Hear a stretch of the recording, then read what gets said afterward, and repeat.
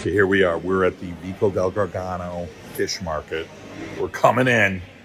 The aroma, it's fishy, if you know what I'm saying. And here we go. It's awesome. I mean, they got fish in here like I don't even know what the hell that is. It looks like something I saw in a science fiction movie. We're here to get some mussels, but look at those. Like, I don't know what half of this stuff is. You've got some kind of calamari, all different types of fish. Look at that octopus. I mean, that's something that's going to take down a boat. That's like the Kraken. You got shrimp, all different types of fish, fresh shrimp. Some of the stuff is still moving. Just on and on. Some kinds of cod. Just delicious calamari cut up. Okay, we got 1 kilogram of kotsi, which is like a mussels, like a black mussels. I'll show you those back at the house.